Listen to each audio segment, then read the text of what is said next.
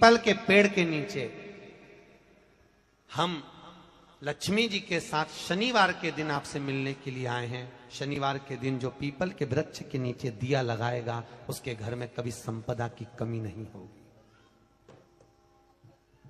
सारे दिन पीपल के वृक्ष के नीचे हमारा निवास होगा।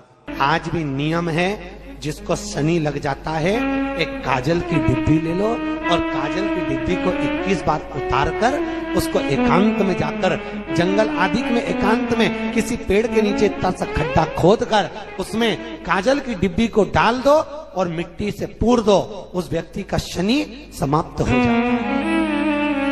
काशी विश्वनाथ का नाम लेकर काजल की डिब्बी को 21 बार उतार कर अगर काशी विश्वनाथ का नाम लेकर शनि वाले व्यक्ति को अगर पेड़ के नीचे दबा दे, शनि समाप्त। शनि उसको शनिवार के दिन जो पीपल के वृक्ष में सरसों के तेल का दीप लगाता है उसको शनि कभी परेशान नहीं करता। एक बात हमेशा ध्यान रखिएगा, मान लो अगर कोई भारी रोग ऐसा शनि महाराज के कारण हो गया हो, अच्छे काम करते करते उल्टे हो रहे हैं, होते हैं किसी किसी के साथ में, विपरीत परिस्थितियां आ जाती है, अच्छा करने जाओ बुरा हो जाता है, अच्छा कर्म करने जाओ बुरा हो जाता है। तो पीपल के वृक्ष की जो छाल होती है, छाल देखिए, पीपल के वृक्ष में जो छाल लगी होती है उस छाल को घिसकर चंदन बनाकर भगवान शंकर का स्नान कराकर अभिषेक कराकर पूजन कराने के बाद हमें पिपलेश्वर महादेव का नाम लेकर, कौन से महादेव? पिपलेश्वर महादेव का नाम लेकर वो जो घिसी हुई छाल होती है उस छाल का तिलक भगवान शंकर को लगा लो और उसी का थोड़ा सा भाग अपने कंठ पर मस्तक पर लगाना प्रारंभ कर दो। धीरे धीरे जो विपरीत दशा है वो सुधरना प्रारंभ हो जाती है। पर नाम याद रखना, पिपलेश्वर, जम के बोलिए पिपलेश्वर महादेव। एक देवता ऐसे हैं जिन्होंने दूसरे का हिस्सा खाने का प्रयास करा था और आज भी उस देवता से दुनिया डरती है। और उन्होंने दूसरे का हिस्सा खाने का प्रयास करा था तो शंकर भगवान ने उसको भी नहीं छोड़ा। कौन से देवता? वो बाल्टी में हर शनिवार को आते हैं आपके यहाँ। कौन से? शनि देव। उनने क्या करा था? भगवान सूर्य नारायण ने अपने सारे पुत्रों को देखा, सारे पुत्रों,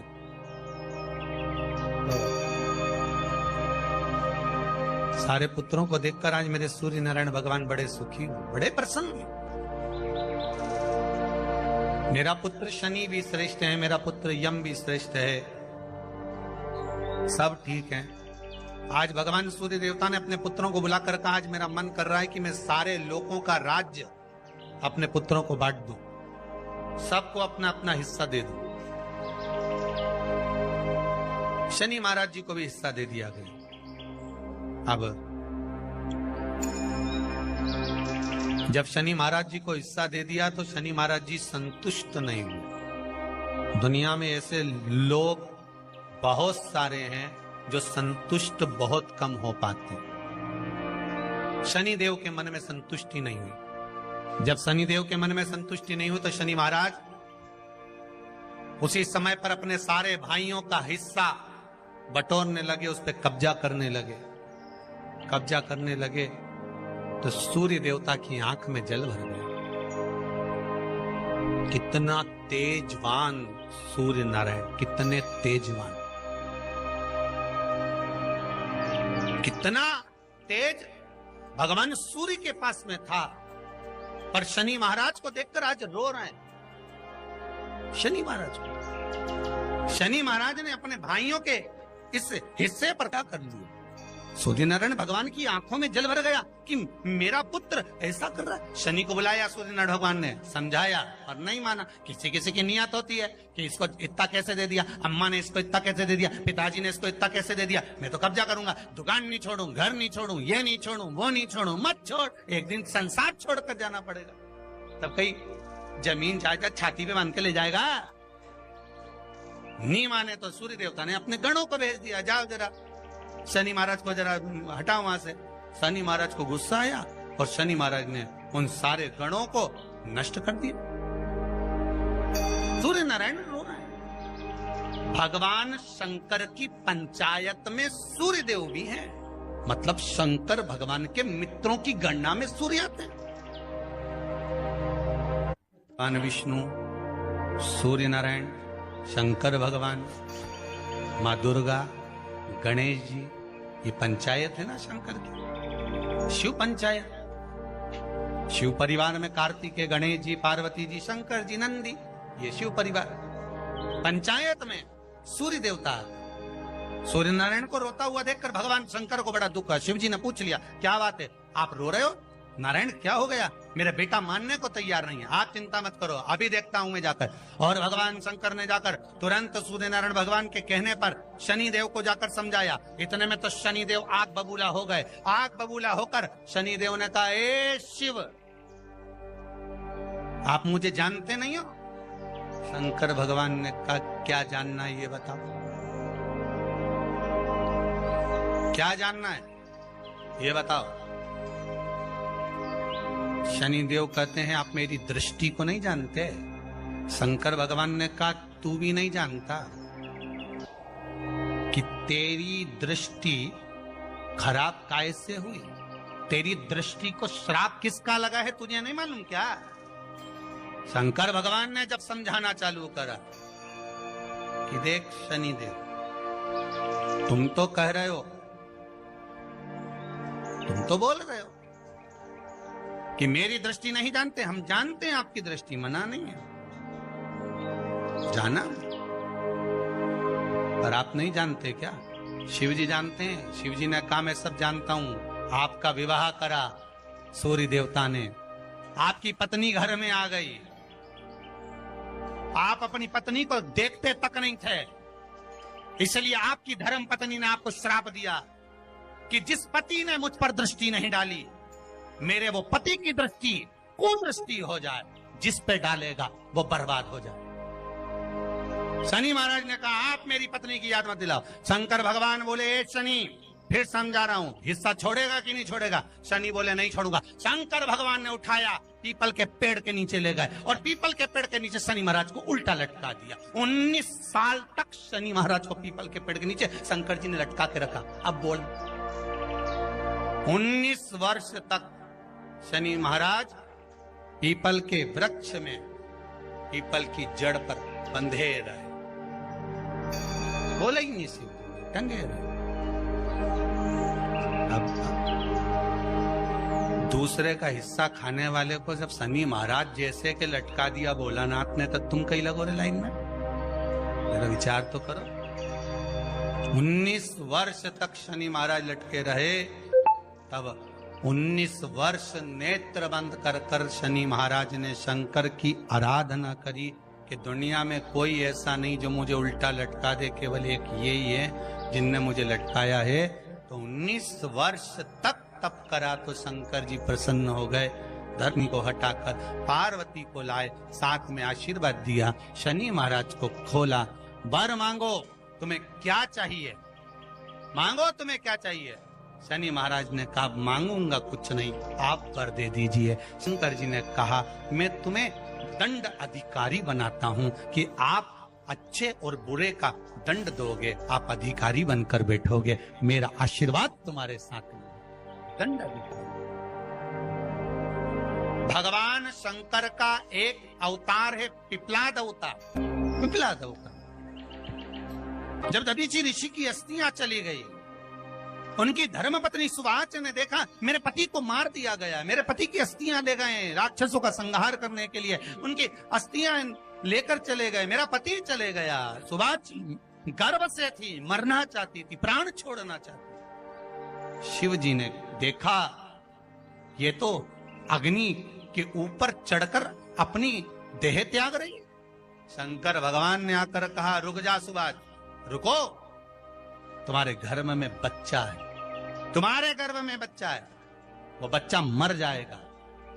अब इस बच्चे को जन्म देकर भी क्या करूं? नहीं पिता, तुम्हारे गर्भ में जो बच्चा है वो महाज्ञानी है। तुमने मुझसे प्रसाद के रूप में मांगा था, कहा था शिव जैसा पुत्र होना चाहिए, तो क्या तुम शंकर को नष्ट कर दोगे? मैं शंकर को जन्म दूंगी।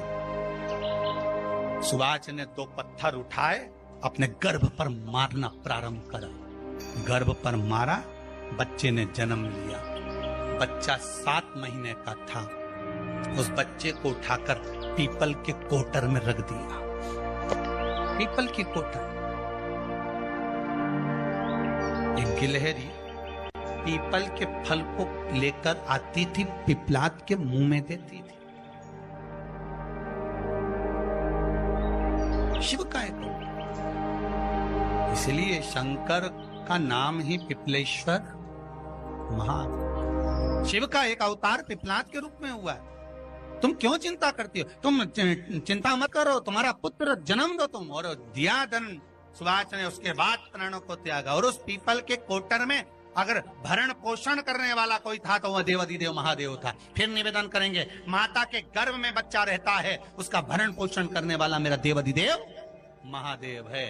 अगर जन्म उसने दिया है तो मृत्यु भी वो देगा। अगर तुमको कुछ ज्ञान दिया है तो अच्छी जगह पर भी वही पहुंचाएगा। आप जो अभिलाषा लेकर आते हैं, बच्चे कहते हैं हमारी नौकरी नहीं है, सर्विस नहीं है, हम इस कॉलेज में पढ़ना चाहते हैं, हम इस जगह जाना चाहते हैं, हम इस पद पर जाना चाहते हैं, बस इतना याद रखना, तुम्हारा भाग्य बुरा नहीं होता। कभी भी याद रखना, संसार में जिसको भगवान ने जन्म दिया उसकी किस्मत कभी बेकार नहीं हो सकती। अगर भगवान तुम्हारी किस्मत बेकार होती तो जानवर बनाकर पैदा करता, इंसान बनाकर नहीं। किस्मत अच्छी थी इसलिए इंसान बनकर पैदा, जानवर बनाकर पैदा नहीं करा। अगर तुम्हारी किस्मत अच्छी थी इसलिए मनुष्य बनकर पैदा हुए हो, इंसान बनकर पैदा हुए हो, मानव बनकर पैदा हुए हो।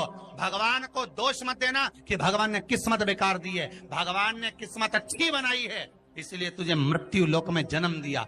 भगवान ने भाग्य अच्छा बनाया इसलिए तुझे शिव महापुराण की कथा सुनने का मौका दिया। नहीं तो भाग्य में नहीं होती तो कहां से मिल जाती? किस्मत अच्छी है तो भगवान नौकरी भी लगाएगा, धंधा भी करवाएगा, सर्विस भी कराएगा, विवाह भी करेगा, शादी भी करेगा, मकान भी बनाएगा, जायदाद भी देगा, संतान भी देगा। उसने दिया है पेट तो भरेगा वही। हम काय को अपने माथे पर ले? मैंने इतनी पढ़ाई कर ली, मैं इंजीनियर हो गया, मैं ये बन गया, मैंने तो ये कर लिया, उसके बाद भी मैं घर में बैठा हूं, मेरा छोरा घर में बैठा, इतना पढ़ने के बाद बैठा। जन्म उसने दिया है, भाग्य उसका है, किस्मत उसकी है, तो कहो उसको कि शंकर का भजन कर, मंथन करे, मक्खन निकलेगा और घी भी जरूर बने। हारना मती, जब तेरे 3.5 करोड़ बार गिनती मत करना, गिनती वो करेगा। तू तो भज, तू कुबेरेश्वर का स्मरण कर, तू महाकाल का स्मरण कर, तू काशी विश्वनाथ का स्मरण कर, तू महाकाल राजा का स्मरण करके तो देख। शिव का भजन कर, 1 लोटा पानी ले जाकर रोज चढ़ा शंकर जी के मंदिर में जा। शिव से भजन करने में क्या देरी? नहीं जा सकता शिव मंदिर में जाने में? बच्चों को अगर शर्म आती हो तो बेलपत्री के पेड़ के नीचे पानी चढ़ाया, वो भी नहीं कर सकता तो पीपल के पेड़ के नीचे चढ़ाया, वो भी नहीं कर सकता तो आंवले के पेड़ के नीचे चढ़ाया। पर कहीं जुड़ तो सरी, एक बार साध तो सरी, पकड़ने का प्रयास तो करो परमात्मा। शनिवार का दिन है जिस दिन अपन इस दरिद्रता से मिलने के लिए पीपल के पेड़ के नीचे आए हैं। हिंदू धर्म में ये दिन पीपल के वृक्ष के लिए पूजनीय होगा। जो भी शनिवार के दिन पीपल के वृक्ष की पूजन करेगा, दूध चढ़ाएगा या मिष्ठान का भोग लगाएगा, लक्ष्मी और नारायण उसके घर में प्रवेश कर जाएगा। लक्ष्मी और नारायण उसके घर में प्रवेश करेगा, इसलिए नियम बनाया। कौन से दिन? शनिवार। लक्ष्मी जी बोली, नारायण आपने तो 1 दिन का वार लिख दिया। शंकर जी ने 7 वार बनाए हैं, रविवार, सोमवार, मंगल, बुध, गुरु, शुक्र और शनि। ये शिव जी ने बनाया। अब 1 दिन आपने अपना बना लिया, बाकी के दिन अगर कोई इस पीपल के वृक्ष के नीचे आएगा और यहां तो दरिद्रता बैठी है तो उसका क्या होगा? भगवान नारायण बोले, सुन दरिद्रता, तेरे से एक विनती है, अगर कोई भी मनुष्य इस पीपल के पेड़ के नीचे अगर 7 दिन में आता है और उसके हाथ में अगर कोई सामग्री होती है तो तू उसके घर में प्रवेश नहीं करेगी। नियम है पीपल के वृक्ष का, या तो पानी का लोटा लेकर जाओ, कुंकू का चोपड़ा लेकर जाओ, शक्कर लेकर जाओ, या पेड़ के नीचे चींटी को डालने के लिए आटा ले जाओ, पर खाली हाथ पीपल के वृक्ष के नीचे कभी मत जाओ, कभी नहीं जाओ। खाली हाथ जाओगे तो दरिद्रता तुम्हारे घर में प्रवेश करेगी। दरिद्रता उठकर खड़ी होकर बोली, नारायण तुमने अपनी मनमानी करी है, एक दिन मुझे भी मेरा चाहिए। भगवान ने कहा बोल कौन सा दिन चाहिए। दरिद्रता कहती है रविवार के दिन इस पीपल के वृक्ष के नीचे मैं दिन भर नृत्य करूं, इसमें रहूं, और जो यहां आए रविवार को मैं उसके घर में प्रवेश करूं। भगवान ने कहा ठीक है। दरिद्रता रविवार का दिन एक ऐसा दिन रहेगा जिस दिन तू इस पीपल के वृक्ष के नीचे नृत्य करेगी, और जो आएगा इस पीपल के वृक्ष के नीचे तो उसके साथ प्रवेश करेगी। मैंने तुझे वर दिया। इसलिए हमारे यहाँ केवल पीपल का वृक्ष अगर दीवार में भी लग जाता है ना, किसी की फैक्ट्री की दीवार में, किसी के घर की दीवार में पीपल का वृक्ष अगर लग जाता है, पीपल का पौधा लग जाता है, उसको कितना भी तोड़ लो वो वापिस लग जाएगा। फिर तोड़ोगे फिर लग जाएगा। अगर पीपल के पौधे को तोड़ना है तो केवल रविवार का दिन एक नींबू, एक मिर्ची और बमूल का कांटा, ये 3 चीजें रखने के बाद में आधे घंटे बाद रविवार के दिन पीपल के पेड़ को उखाड़ कर फेंक दो। दूसरी बार कभी पीपल दीवार में लगता ही नहीं, कभी नहीं लग सकता। केवल एक रविवार का, केवल एक संडे, इतवार का। घर में दीवारों पर अगर पीपल लग भी गया है, इसलिए पीपल के वृक्ष को उखाड़ने का, अगर घर में पीपल लगा हुआ है या पीपल का पौधा हमारे घर में लग गया, उसको उतारना, निकालना, लगाना, तो पीपल के वृक्ष को अगर निकाला जाता है तो रविवार के दिन, और अगर पीपल के वृक्ष को कहीं लगाया जाता है तो सोमवार के दिन या मंगलवार के दिन, बुधवार के दिन, इन दिनों में लगा सकते पीपल के वृक्ष कहीं लगाना। शनिवार का दिन एक ऐसा दिन होता है जिस दिन पीपल के वृक्ष को कहीं जाकर लगाया नहीं जाता, क्योंकि शनिवार के दिन पीपल के वृक्ष के नीचे लक्ष्मी रहती है। हम अपने हाथों से अगर पीपल का वृक्ष किसी दूसरी जगह पर शनिवार को रोपित करते हैं तो हमारे घर की लक्ष्मी अपने घर से छिन्न होकर चली जाती है। इसलिए शनिवार के दिन पीपल लगाया नहीं जाता, किसी के घर जाकर उसको वापस पलटा नहीं जाता। लग गया उसको। प्रभु मेरी धर्म पत्नी को कहाँ रखूं आप बताओ। वो तो जहां यज्ञ होता है, अनुष्ठान होता है, दान होता है, पुण्य होता है, सत्कर्म होता है, वहां जाने को तैयार नहीं। अब करूं क्या। भगवान ने बोला एक काम करो। दुर्वासा जी बोले जिसके यहां रात्रि में बर्तन झूठे पड़े रहते हो उसके घर में इस दरिद्रता को लेकर तुम प्रवेश कर जाना। जिसके यहां रात्रि में बर्तन झूठे पड़े हो वहां लेकर प्रवेश कर जाओ। दूसरी जगह दुर्वासा जी बोले जो स्त्री घर में दोपहर के समय पर सो रही हो उसके घर में इसको लेकर प्रवेश कर जाइए। जो स्त्री दोपहर के समय में घर पर सो रही हो इस दरिद्रता को लेकर प्रवेश कर जाइए। तीसरा, जिसके यहां पर दरवाजे पर कांटे वाले पौधे लगे हों उस घर में इस दरिद्रता को लेकर प्रवेश कर जाइए। दरिद्रता कितनी सुंदर बात कही है। दाता और विधाता कौन कौन? दाता और विधाता। लक्ष्मी और दरिद्रता के सगे भाई हैं। कौन कौन? दाता और विधाता। दाता को फिटकरी प्रिय है, विधाता को नमक प्रिय है। ये दोनों हमेशा लक्ष्मी को और दरिद्रता को दोनों को समझाते थे, दोनों में प्रेम बढ़ाते थे। आज भी हिंदू धर्म की रीति है। यहां तो ठीक है, जिसके यहां पर भी अगर थोड़ी सी भी परेशानी होती है, थोड़ा सा क्लेश होता है, अशांति होती है, लक्ष्मी नहीं टिक रही हो, काम नहीं बन रहे हो, बहुत प्रयास करा जा रहा हो और हमारा कार्य नहीं होता, तो क्या करते हैं? फिटकरी और नमक को पानी में डाल देते हैं और घर में पोछा लगा देते हैं। आप लोगों ने आजकल फेसबुक पे भी पढ़ा होगा, व्हाट्सएप पे भी पढ़ा होगा। तो क्यों लिखा उसमें? उसका कारण ही केवल रहता है कि दाता और विधाता की प्रियता उसमें। माता ख्याति के जो 4 बच्चे हुए इसमें जो 2 लड़के हैं दाता और विधाता, उसकी प्रियता उसकी पूर्णता। अब दुर्वासा जी बोले अपनी धर्म पत्नी को वहां लेकर, जहां कांटेदार पौधे लगे हों वहां पर लेकर प्रवेश कर जाइए। कांटेदार पौधों में उस दरिद्रता का निवास हो गया। आए जब कष्ट, बहुत कष्ट का जीवन चल रहा हो, बहुत कष्ट की जिंदगी चल रही हो, ध्यान लगाना, अगर कष्ट का जीवन चल रहा हो, तकलीफ की जिंदगी चल रही हो, 5-7 सोमवार, या तो 5 सोमवार या 7 सोमवार, हाथ में दुर्वा, मान लो ये तुमने दुर्वा ले ली, हाथ में दुर्वा, एक बेलपत्र, और उसी हाथ में अपने घर का भरा हुआ 1 लोटा जल। पहले रखना है दुर्वा, फिर रखना है बेलपत्र, उसके बाद में हाथ में 1 लोटा जल, और दोनों हाथों का स्पर्श करते हुए जो अपना पूजन का कक्ष होता है घर के अंदर का, उस पूजन कक्ष की साक्षी में खड़े होकर अपने कुल देवता, पितृ देवता और अन्य देवताओं का स्मरण करते हुए, बाबा बहुत दुखी हूं, बहुत तकलीफ में हूं, बहुत कष्ट में हूं, मेरा परिवार आज दुख तकलीफ में है, मेरा परिवार आज कष्ट में है, दुख में है, कष्ट में है। बाबा को अपने मन का भाव कहते हुए, हृदय से प्रार्थना करते हुए अपने घर के मंदिर से निकलकर फिर उस जल को लेकर शिवालय तक जाओ और दक्षिण की ओर खड़े होकर उत्तर की ओर मुख कर कर जल समर्पित करो। बेलपत्र और दुर्वा दोनों को अशोक सुंदरी वाली जगह पर चढ़ा दीजिए। अशोक सुंदरी की जगह तो सबको मालूम है ना। अशोक सुंदरी वाली जगह पर उस बेलपत्र और दुर्वा को समर्पित कर दो।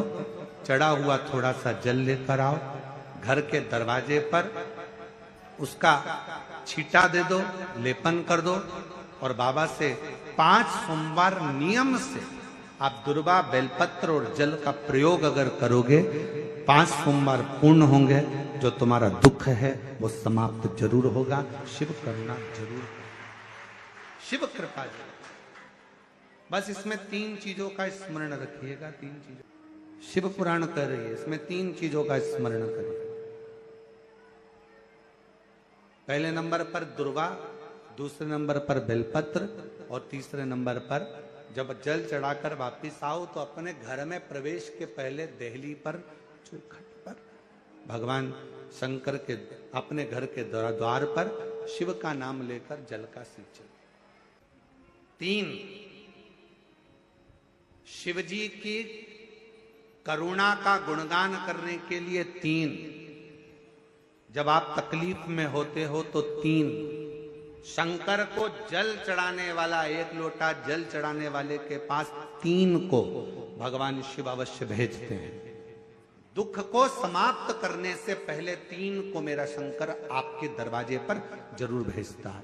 पहले नंबर पर मां आद्य शक्ति दुर्गा को आपकी पड़ोसन के रूप में, आपके रिश्तेदार के रूप में, आपके कुटुंबी के रूप में, आपके संबंधियों के रूप में, किसी ना किसी के रूप में आपके पास भेजकर बोलेंगे, क्यों घबराती हो, क्यों चिंता करती हो, क्यों टेंशन लेती हो।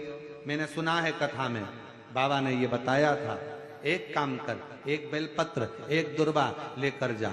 बताएगी, आएगी, बैठेगी, सुंदर, उस दिन उसका चेहरा देखोगे आप तो आपको लगेगा ये मेरी पड़ोसन नहीं हो सकती। उसका चेहरा देखोगे तो आपको लगेगा ये मेरी देवरानी नहीं, ये मेरी जेठानी नहीं, ये मेरी ननंद नहीं, ये मेरा रिश्तेदार नहीं। आज इसका चेहरा कुछ और बोल रहा होगा। जब होगी तब कोई तुम्हारे कहेगा, धीरे से, सामने नहीं आएगा तो सुंदर स्वरूप धारण कर कर स्वप्न में आकर कहेगा। ऐसा लगेगा कोई तुम्हें जगा कर कह रहा है कि तू घबराना मती, तू ये कर लेना। समझ, धीरे से, सामने नहीं आएगा तो सुंदर स्वरूप धारण कर कर स्वप्न में आकर कहेगा। ऐसा लगेगा कोई तुम्हें जगा कर कह रहा है कि तू घबराना मती, तू ये कर लेना। समझ लेना मेरे बाबा ने अपनी अर्धांगिनी पार्वती को तुम्हारे पास भेज दिया।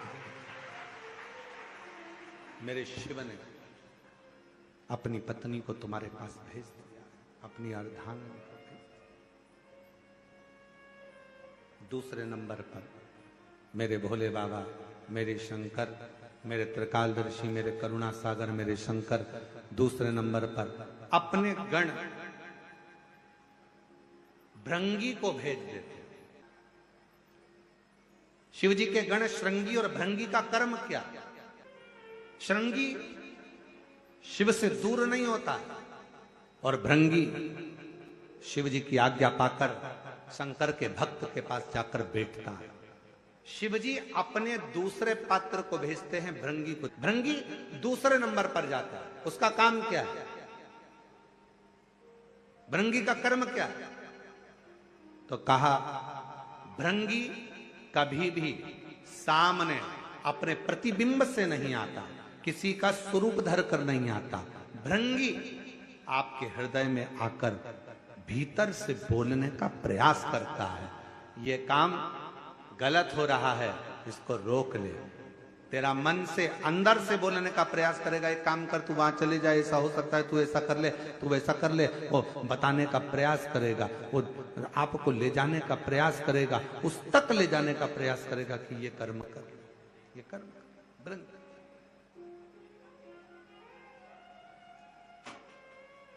दूसरे नंबर पर भृंगी आपके मन की वाणी को शिव तक पहुंचाने का प्रयास करेगा। और तीसरे नंबर पर भगवान शंकर अपने भक्त का दुख हरने से पहले तीसरे नंबर पर भेज देते हैं अपने नंदीश्वर को, अपने नंदी गण को।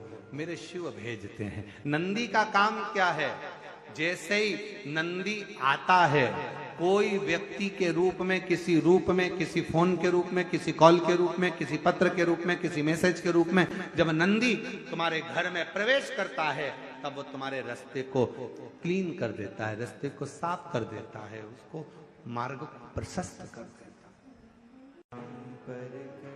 आप दिल से उससे कहो, जहां तार ना जुड़े। कोई कई जगह कहे ना, अभी हमने कहा कि हमारे बच्चे कहे यहाँ पर सिग्नल मिल रहा है, कोई कहे वहां सिग्नल मिल रहा है। अगर सारी दुनिया से हार गए तो फिर एक जगह पर जाकर सिग्नल मिलाना। एक बार शिव महापुराण की कथा में पहुंचकर बाबा देवादिदेव महादेव से अपने मन की बात कहकर कभी योग बन जाए तो उस कथा में आसन बिछाकर जमीन पर अपना आसन डालकर ये नहीं सोचना कि मैं वीआईपी कितनी हूं, मुझे कहां बैठना चाहिए, कहां रहना चाहिए। एक बार उस पवित्र प्रांगण में जहां बाबा की कथा हो रही हो, जहां बाबा कुबेर भंडारी का आनंदमय कथा कर तत्व ग्रहण करने को मिल जाए, वहीं पर रात्रि विश्राम कर कर बाबा से अपने दिल की बात कहकर अपने मन की बात जरूर कहना। ये निश्चित है मेरे बाबा से तुम्हारा सिग्नल जरूर मिलेगा और शिव आपकी बात को स्वीकार जरूर, शिव सुनेगा। भगवान देवादिदेव महादेव को जल चढ़ाते हैं, उसके 5 अलग अलग तरीके हैं। बहुत सावधानी से सुनना कथा, आपकी और हमारी जिंदगी की सार्थकता को सिद्ध करने वाली कथा। आज पंजाब की इस पवित्र भूमि पर अगर यह प्रसंग निकला है तो इसको आप अगर सुनेंगे तो आपका जीवन सार्थक होगा। शिव जी को 5 तरह से जल चढ़ाने का तरीका है। जैसे पंचामृत होता है, दूध, दही, शहद, घी, शक्कर, ये सब पंचामृत के अंतर्गत आते हैं, उसी तरह शंकर जी को 5 तरह से जल चढ़ाने का क्रम वर्णित किया गया। अब उसको समझेंगे, बहुत सावधानी से समझिएगा। पहला, जल लेकर आए, सीधे डायरेक्ट शंकर भगवान के शिवलिंग पर चढ़ा दिया। ये प्रथम जल का चढ़ाने का तरीका। दूसरा, जहां से पानी बहकर जाता है, जहां से जल बहकर जा रहा है, उसके ठीक विपरीत जल उत्तर में जा रहा है, आप दक्षिण में खड़े होंगे और दक्षिण में खड़े होकर उत्तर की ओर मुख करेंगे और शिव जी को जल समर्पित करेंगे। ये रोग मुक्ति करने वाला है और हमारे रोग पर हमें विजय प्रदान करने वाला है। ये जल चढ़ाने का था। एक सीधे मंदिर में गए, लोटा भर कर जल उठाया, शिव जी को चढ़ा दिया। दूसरा जल, जहां से पानी बहता है, शिव जी का चढ़ा हुआ जल जहां से बहकर जाता है, उसके ठीक विपरीत में शिव जी का जल इधर जा रहा है तो तुम यहां खड़े हो, तुम यहां बैठो, यहां मत बैठना, यहां मत बैठना, इधर बैठो। अगर रोग का निवारण है तो यहां बैठकर। तीसरा, अशोक सुंदरी से जल चढ़ाते चढ़ाते शिवलिंग तक लेकर जाना और शंकर भगवान के शिवलिंग पर पूर्ण जल समर्पित करना। यह तीसरा तरीका, यह कार्य की सिद्धता के लिए। हम जब किसी से आस न लगाकर परमात्मा से विनती करते हैं तो वो विनती करने का तरीका तीसरा। चौथा, शिव जी पे चढ़ा हुआ जल 5 जगह पर समर्पित करना। गणेश जी, कार्तिकेय, अशोक सुंदरी, शिवलिंग और जलाधारी। ये चौथा क्रम है। जब जिस नारी का, जैसे मेरा नाम मोनिका है, मेरे पति का नाम संजय सिंह है, मैं दिल्ली स्वरूप नगर की निवासी हूं, मेरा फोन नंबर ये है। कहीं बैठी हैं? मैं बाबू को लाए हैं क्या? नहीं लाए? ठीक है, मैं प्रणाम करने के लिए लाई हूं। गुरुदेव, बाबा बाबा है, बैठी है बहन। शिव तत्व है। एक जल चढ़ाने का तरीका, शिव जी को हम जो जल चढ़ाते हैं उसका एक तरीका भी हमारी जिंदगी में अगर हमने उसको स्मरण में रख लिया तो हमारी कार्य की सिद्धता को सिद्ध कर देता है, हमें सफलता की ओर लेकर चले जाता है। सीधे जल चढ़ाना, दक्षिण में बैठकर उत्तर की ओर मुख कर कर जल चढ़ाना, अशोक सुंदरी से लेकर शिवलिंग तक जल चढ़ाना, 5 स्थान पर गणेश, कार्तिकेय, अशोक सुंदरी, जलाधारी, शिवलिंग पर जल चढ़ाना 5 स्थान पर। ये चौथे नंबर का। और 5वां जल समर्पित करना।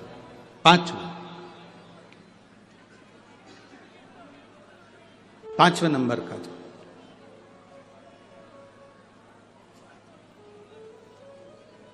शिव जी को 5म नंबर का जो जल आता है, जो जलाधारी है, ऊपर जिसमें पानी भरा रहता है और नीचे एक एक बूंद टपकता रहता, जलाधारी में जल समर्पित कर कर उसी जल को बचाकर अशोक सुंदरी वाली जगह पर थोड़ा सा चढ़ाकर उसी में से जल शिवलिंग पर जब हम समर्पित करते हैं तो हम जिस कार्य के लिए जा रहे हैं